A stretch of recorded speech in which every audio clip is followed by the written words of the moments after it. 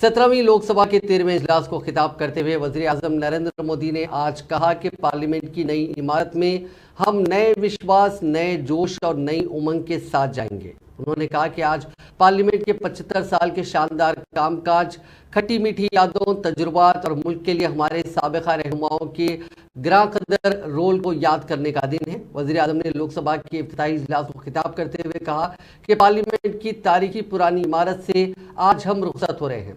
ये हमारे लिए इंतहाई जज्बाती लम्हा है। उन्होंने कहा कि इस इमारत को बेशक गैर मुल्की हुक्मरानों ने तामीर कराने का फैसला किया था, लेकिन उसकी तामीर में मेहनत, पैसा और पैसा हमारे लोगों का लगा था।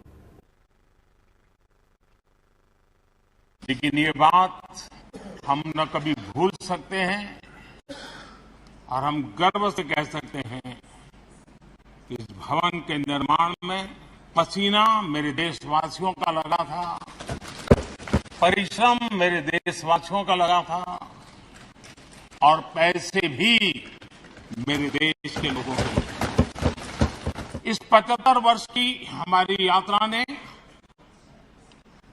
अनेक लोकतांत्रिक परंपराओं और प्रक्रियाओं का उत्तम से उत्तम सृजन किया है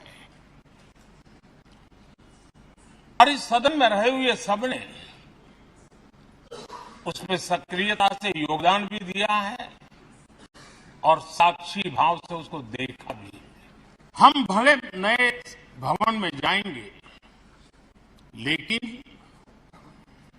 पुराना भवन भी, ये भवन भी आने वाली पीढ़ियों को हमेशा हमेशा प्रेरणा देता रहेगा।